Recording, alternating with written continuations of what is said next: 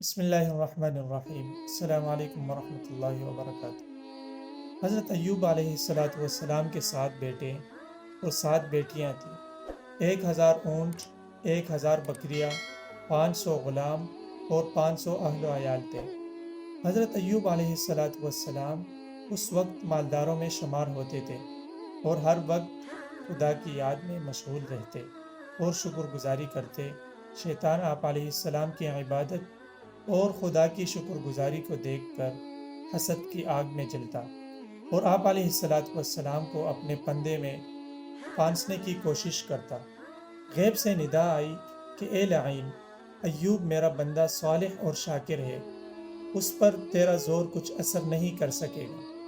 شیطان نے کہا، خدایا، تو نے اس کو سروت اور فراغت اور قدرت عطا کی ہے اور اس کی آنکھیں اولاد کے دیدار سے روشن ہے، پھر تیرا شکر کیوں بجا نہ لائے؟ اگر تو اس سے یہ نعمتیں لے لے تو یہ ہرگز بھی تجھے یاد نہ کرے گا اور تیری بندگی سے بیزار ہو جائے گا۔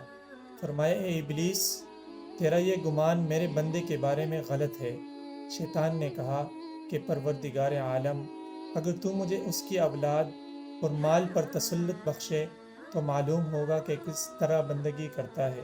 پروردگار عالم نے فرمایا کہ چل، میں نے تجھے اس کی اولاد اور مال پر تسلط دے دیا ہے۔ ابلیس لعین خوش ہو گیا اور اپنی ذریت اور تابعداروں کو جمع کر کے اس نے حضرت ایوب علیہ السلام کے مال مویشی دریا میں غرق کرا دیے۔ شیطان خود گوالے کی صورت میں حاضر خدمت ہوا اور مویشی ڈوب جانے کی خبر دے دی۔ حضرت ایوب علیہ السلام نے فرمایا کہ خدا کا شکر ہے کہ جس نے اپنے فضل سے دیا تھا اور عدل سے لے لیا۔ پھر شیطان نے مایوس ہو کر اپنی ذریت سے کہا کہ حضرت ایوب علیہ السلام کی زراعت اور خرمن کو آگ لگا دو۔ جب وہ سب جل کر راکھ ہو گئے تو شیطان نے آ کر کہا، آپ علیہ السلام نمازوں میں لگے ہوئے ہیں اور ادھر سب کھیت اور باغات جل کر فنا ہو گئے ہیں۔ حضرت ایوب علیہ السلام وہی جواب دے کر عبادت میں مشغول ہو گئے، بلکہ کمالی دل جمعی سے فارغ ہو کر عبادت کرنے لگے۔ شیطان لعین مخزون اور مضطرب ہو کر واپس ہوا اور اسی طرح اس نے سب گھر بار کا سامان تباہ و برباد کرا دیا، اور وہ ملعون ہر تباہی کی خبر حضرت ایوب علیہ السلام کو دیتا گیا۔ لیکن حضرت ایوب علیہ السلام پہلے سے بھی زیادہ دل جمعی سے عبادت کرنے لگے۔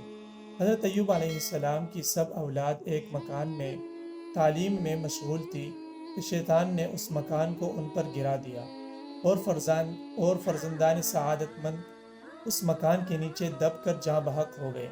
یہ خبر بھی شیطان نے حضرت ایوب علیہ السلام کو دے دی۔ پھر بھی حضرت ایوب علیہ السلام صابر و شاکر ہو کر عبادت میں مشغول رہے اور توکل کی رسی تامے رکھی۔ ذرا بھی آپ علیہ السلام کے مزاج میں تغیر نہ آیا۔ پھر خدا کا امتحان حضرت ایوب علیہ السلام کے بدن پر آیا۔ شیطان نے کہا کہ یا خدا، اب مجھے ان کے بدن پر اختیار دے دے، پھر معلوم ہوگا کہ یہ کس طرح عبادت کرتا ہے۔ پروردگار عالم نے فرمایا کہ بغیر زباں اور دل اور کانوں کے میں نے تجھے تسلط دے دیا ہے، یہ بھی تو کر کے دیکھ لے۔ چنانچہ شیطان بصورت ساحر مرد کے ہو کے آیا اور آپ علیہ السلام کے ناک میں پھونک مار دی۔ اس کی حرارت سے پورے بدن مبارک میں خارش شروع ہو گئی، جس سے گوشت پوست پھٹنے لگا اور تمام بدن میں کیڑے پڑ گئے، اور لوگوں نے حضرت ایوب علیہ السلام کو شہر سے باہر ایک جھونپڑی میں ڈال دیا۔ ہر کوئی آپ سے بیزار ہو گیا سوائے بیوی رحمت کے۔ انہوں نے کمر بستہ ہو کر آپ کی خدمت کی۔ جب سب مال دولت ختم ہو گیا تو بیوی نیک بخت نے مزدوری شروع کر دی۔ نصف مزدوری خدا کے نام پر حضرت ایوب علیہ السلام کی تندرستی کے لیے صدقہ دے دیتی تھی اور نصف پر خود اپنا وقت بھی گزار لیتی تھی اور حضرت ایوب علیہ السلام کو بھی کھلاتی۔ جب بھی مزدوری کے واسطے جاتی، راستے میں یہی شیطان لعین کھڑا ہوتا اور کہتا رہتا کہ تو جوان اور صاحب جمال ہے، کس واسطے مزدوری کرتی ہے اور اپنی جوانی کو تو ایسے آدمی کی خدمت میں کیوں برباد کرتی ہے؟ مصر میں ایک دولت مند سردار ہے، اس بیمار کو چھوڑ دے، میں تجھ کو اس سردار کے نکاح میں دے دوں گا اور تیرا درجہ اوج عزت کو پہنچا دوں گا۔ وہ بیوی پاک اعتقاد والی اس کی کسی بات کی طرف بھی التفات نہ کرتی، بلکہ واپسی پر وہ سارا حال حضرت ایوب علیہ السلام کو سنا دیتی تھی۔ تو حضرت ایوب علیہ السلام فرماتے کہ وہ ابلیس لعین ہے تو اس کی باتوں پر فریفتہ نہ ہو۔ ایک دن ابلیس لعین طبیب کی شکل میں بیوی کے سامنے حاضر ہوا اور حضرت ایوب علیہ السلام کی بیوی سے کہا کہ اس بیماری کا علاج گوشت، خوک اور شراب ہے، اس کے بغیر کوئی علاج ممکن نہیں ہے۔ اور بعض نے کہا ہے کہ ایک دن بیوی نے اپنے توڑے سے سر کے بال کاٹ کر فروخت کر دیے تھے، لیکن تفسیر حقانی میں ہے کہ شیطان طبیب بن کر آیا اور بیوی سے کہا کہ اس کا علاج میں کرتا ہوں لیکن شفا مجھ سے سمجھو، یعنی شفا میں دینے والا ہوں۔